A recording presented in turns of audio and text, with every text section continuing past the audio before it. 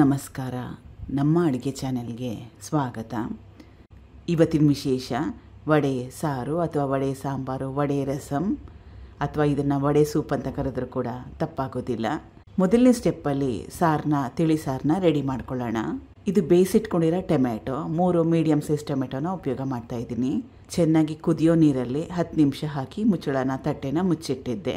ನೀರನ್ನ ಚೆನ್ನಾಗಿ ಕಾದ ಮೇಲೆ ಗ್ಯಾಸ್ ಸ್ಟವ್ನ ಆಫ್ ಮಾಡಿಕೊಂಡ್ರೂ ಪರವಾಗಿಲ್ಲ. ಟೊಮೆಟೊ ಹಾಕಿ ಒಂದು 10 ನಿಮಿಷ ಹಾಗೆ ಬಿಟ್ಟರೆ ಈ ಥರವಾಗಿ ಮೆತ್ತಗಾಗುತ್ತೆ. ಈ ರೀತಿಯಾಗಿ ಮೆತ್ತಗಾಗುತ್ತೆ.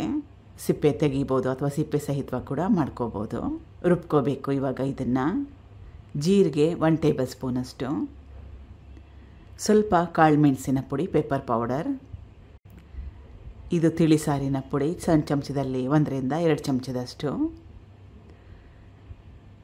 ನೀರನ್ನ ಹಾಕ್ಕೊಳ್ಳದೆ ಚೆನ್ನಾಗಿ ನುಣ್ಣಗೆ ರುಬ್ಕೋಬೇಕು. ರುಬ್ಬಿದ್ದಾಗಿದೆ. ಬಾಣಲೆ ಇಟ್ಕೊಂಡಿದ್ದೀನಿ. ಮುಂದಿನ ಸ್ಟೆಪ್ಪಲ್ಲಿ 1 ರಿಂದ 2 ಚಮಚದಷ್ಟು ಎಣ್ಣೆ, ಸಾಸಿವೆ ಸಣ್ಣ ಚಮಚದಲ್ಲಿ 1 ಚಮಚದಷ್ಟು, ಸಾಸಿವೆ ಚಿಟಪಟ ಅಂದ ನಂತರ ಕುಟ್ಟಿಟ್ಕೊಂಡಿರೋ ಬೆಳ್ಳುಳ್ಳಿ, ಸುಮಾರು ಒಂದು 8 ರಿಂದ 10 ಎಸಳಷ್ಟು, ಕರಿಬೇವಿನ ಸೊಪ್ಪು, ಒಣಮೆಣಸಿನ್ಕಾಯಿ, ರುಬ್ಕೊಂಡಿದ್ನಲ್ಲ ಟೊಮೆಟೊ ಜೀರಿಗೆ ಅದೇ ಜಾರಿಗೆ ಸ್ವಲ್ಪ ನೀರನ್ನ ಹಾಕ್ಕೊಂಡು ಸೇರಿಸ್ಕೊಳ್ತಾ ಇದ್ದೀನಿ.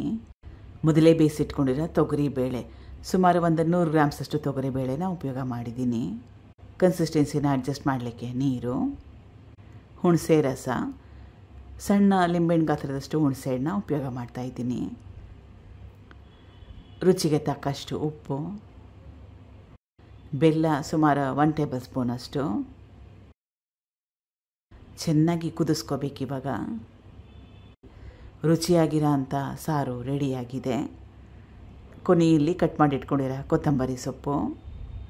ಮುಂದಿನ ರೆಸಿಪಿ ವಡೆ ರೆಸಿಪಿ. ಇದಕ್ಕೆ ಹಾಕೋಬೇಕಲ್ಲ, ಸಾರಿಗೆ ಹಾಕೋಬೇಕಲ್ಲ, ಅದರ ವಡೆ ರೆಸಿಪಿ. 1 ಅವರಿಗೆ ಮುಂಚೆ ನೆನೆಸಿಟ್ಕೊಂಡಿರೋ ಕಡಲೆಬೇಳೆ, ಸುಮಾರು ಒಂದು 100 ರಿಂದ 150 ಗ್ರಾಮ್ಸಷ್ಟಿದೆ. ಚೆನ್ನಾಗಿ ನೆಂದಿದೆ. ನೆನೆ ಹಾಕಿರೋ ನೀರನ್ನ ಸಂಪೂರ್ಣವಾಗಿ ತೆಗೆದುಬಿಡಬೇಕು. ಸ್ವಲ್ಪ ಹಸಿ ಶುಂಠಿ, ಹಸಿರು ಮೆಣಸಿನ್ಕಾಯಿ 3 ರಿಂದ 4, ರುಚಿಗೆ ತಕ್ಕಷ್ಟು ಉಪ್ಪು, ಕೊತ್ತಂಬರಿ ಸೊಪ್ಪು. ನೀರನ್ನ ಹಾಕ್ಕೊಳ್ದೆ ತರಿಯಾಗಿ ರುಬ್ಕೋಬೇಕು. ರುಬ್ಬಿದ್ದಾಗಿದೆ. ಬೇರೆ ಬಟ್ಲಿಗೆ ಸೇರಿಸ್ಕೊಳ್ತಾ ಇದ್ದೀನಿ. ತೋರಿಸ್ತಾ ಇರೋದು ಪರ್ಫೆಕ್ಟಾಗಿರೋ ಕನ್ಸಿಸ್ಟೆನ್ಸಿ. ನೆನ್ಪಿಟ್ಕೊಳ್ಳಿ, ಮುಖ್ಯವಾಗಿ ರುಬ್ಲಿಕ್ಕೆ ನೀರನ್ನ ಹಾಕ್ಕೊಳ್ಳೋ ಅವಶ್ಯಕತೆ ಏನಿಲ್ಲ. ವಡೆ ಮಾಡ್ಕೋಬೇಕು. ಎಣ್ಣೆನ ಮೊದಲೇ ಕಾಯಕ್ಕಿಟ್ಕೊಂಡಿದ್ದೆ.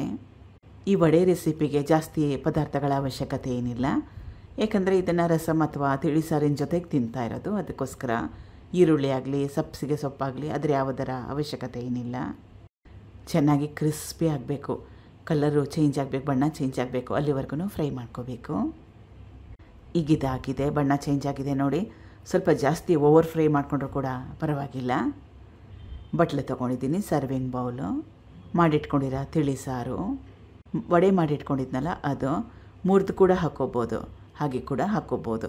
ಹಾಗೆ ಉಪಯೋಗ ಮಾಡೋಂಗಿದ್ರೆ ಚಿಕ್ಕ ವಡೆಗಳನ್ನ ಮಾಡ್ಕೊಳ್ಳಿ. ರುಚಿಕರವಾಗಿ ಬಾಯಲ್ಲಿ ನೀರು ಬರಿಸೋ ಅಂಥ ರೆಸಿಪಿ.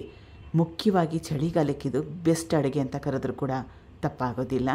ಟ್ರೈ ಮಾಡಿ ನೋಡಿ ಒಂದು ಸಲ.